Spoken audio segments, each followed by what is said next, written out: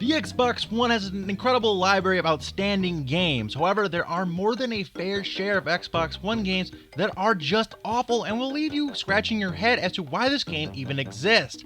I'm your host, as always, Nap Time, and today I'm taking a closer look at 10 Xbox One games that suck. So sit back, relax, hit that like button, and let's jump right in with number 10, The Deer God.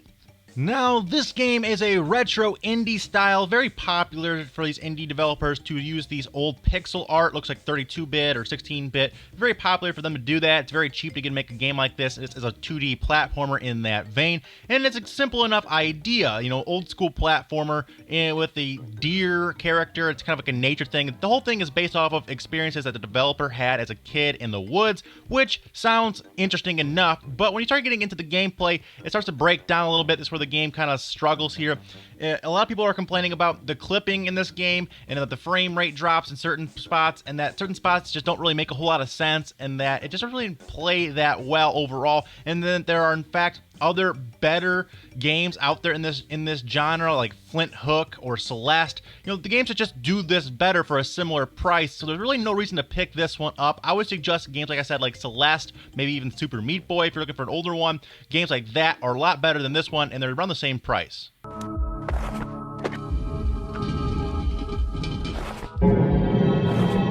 Next up is another indie game called Lovely Planet, which is this weird combination of first-person shooter and platforming game, kind of like a game back from the PS1 era, if you guys remember, a game called Jumping Flash, but that game's actually good. This game is just terrible. The visuals, they're going for like this weird pastel look, which I guess is okay, but it just comes off as cheap and cartoony instead of being cute. And there's all these weird mechanics in this game that kind of ruin it for you. At one point, there's like these apples that fall from the sky, and you have to shoot them, and if you don't hit them all, you instantly die and have to restart, which makes it so freaking frustrating. Usually games like this are ones that I play for quick and easy gamer score, but even that in this game is impossible because a lot of it is like Twitch-based reactions, and it just leaves you sitting there doing the same thing over and over and over, grinding for these achievements. And they're just so much better time you could spend on getting achievements from other games or playing better games. I would steer clear of this one by all costs.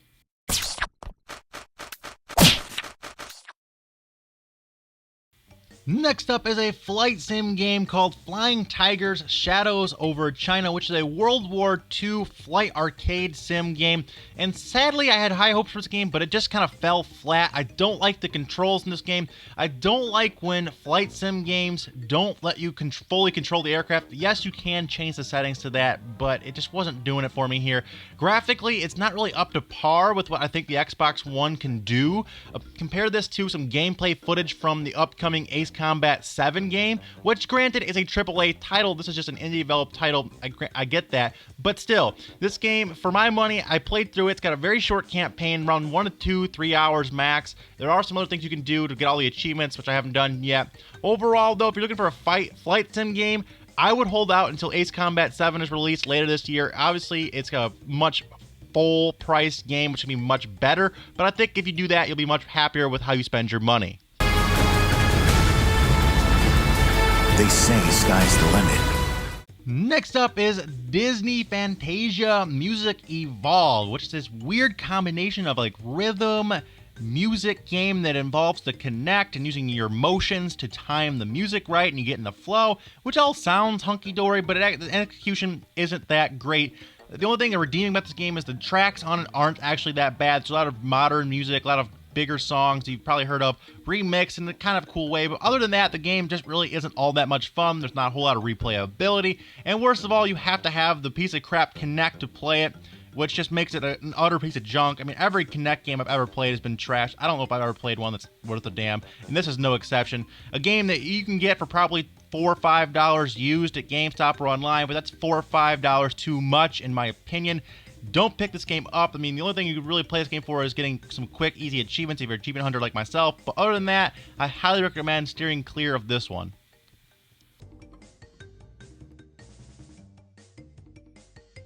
Another game that was really disappointing to me personally was Homefront. Now, this is a first-person shooter game, and I usually love this kind of genre, this kind of storyline, you know, taking back America from the communists or whatever was going on in this one.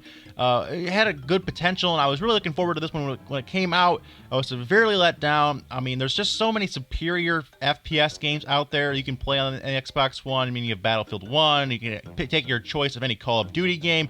You know, all those kind of fun things out there for if you're looking for those, and even Halo's out there. But Homefront, just a kind of a game that just really didn't have a whole lot of pizzazz to me. It just kind of felt flat. It kind of felt like I played through that campaign in like 4 or 5 hours on you know, normal difficulty, and I kind of felt like it's unmemorable. There wasn't much good moments on it. The graphics are okay, nothing special to write home about. It just kind of felt like just an okay game, just a subpar game. Nothing great, nothing too bad, but just one I was excited for, and it really let me down.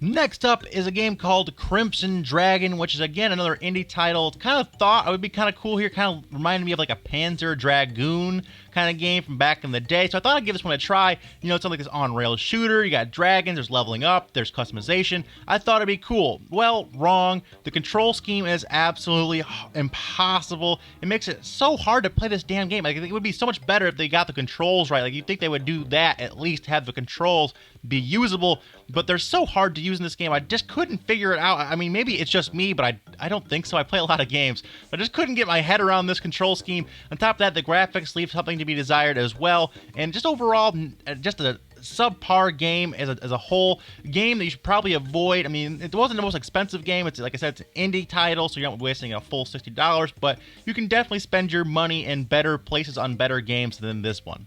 Next up is an old school arcade racing type game called Super Knight Riders. Now, you may be familiar with like the Pole Position series on the NES or some of the older racing games on the older system. So I guess that's what they're trying to go for here, with that old school look, with that old school arcadey feel, which is fine. I personally don't like these type of games, but if it's something you're into, that could be something fun. But this game in particular just doesn't control well. I mean, graphically, obviously they weren't really going for anything special, but it just came off as a drab look. I didn't enjoy it at all.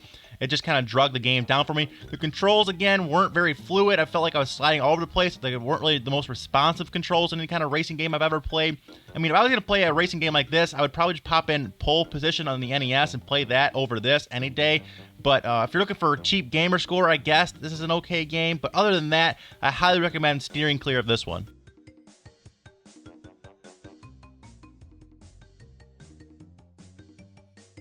Next up is a game called Raid World War II, which I was super excited for because it's made by the same people that made Payday 2, and it's a very similar style game, in which I absolutely love that game. You know, the heists in that game are really good. The online compatibility was really fun. Doing heists with your friends online was amazing. Love Payday 2, and this is basically just a World War II version of that. And when people complain that it's basically just a reskin of that with more cutscenes and more dialogue and different weapons, which I guess you can kind of make an argument for. But the thing that really broke this game for me is just it didn't work. I mean, I don't know if it does now, but on launch there were so many game-breaking bugs that would have you stuck in the very first mission, the very first heist. You couldn't get past it unless someone in the party did some kind of outrageous glitch, and it was ridiculous. I mean, people were just complaining about how broken this game was. It literally, they dropped the price from $60 to $30 within the first 2 weeks of launch. Is how bad this game is. If that tells you anything, you should definitely just steer clear of this one. Just stick to Payday 2 if you're looking for something from this developer, from that style of gameplay. Payday 2 is a much superior game. Gotta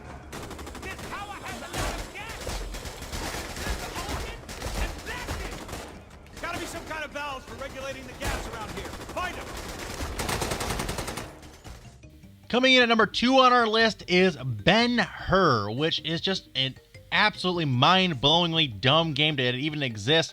This is a knockoff of a movie that came out last year, which was a remake from a 1950s movie, which is a movie that no one wanted to be remade, but then they made this game for it, and the game is, you guessed it, fucking terrible. Basically, just ride around horses around this event here, and you try and knock others off their horses while winning the race, and it's awful. There's no redeeming quality about this game. I mean, it's other than it being free and having probably the easiest gamer score you'll ever get.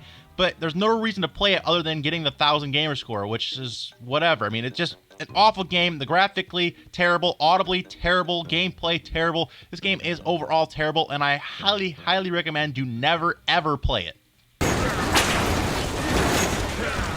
Yeah.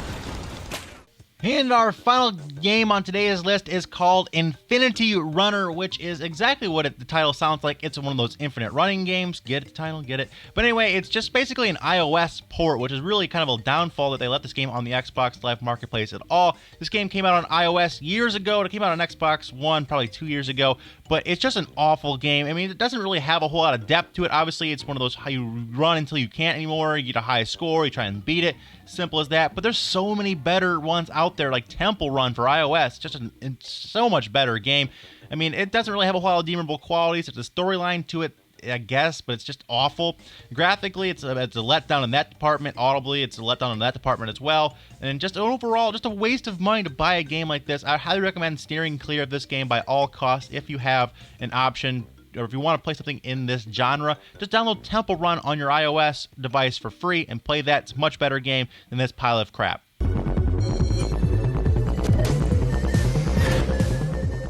But anyway, guys, that's all I have time for today. Thank you guys so much for watching today's video. Let me know what games you hate on the Xbox One. Also, if you could do me a favor, smash that like button and subscribe for more videos like this in your sub boxes daily. Also, check out some of my previous awful games. I've already done one on the Xbox One and 2 videos on the PS4, the Switch, all kinds of fun stuff like that. Check out the links in the description and the end slate. But until next time, guys, remember that it's always nap time somewhere. Till then, take it easy and peace out.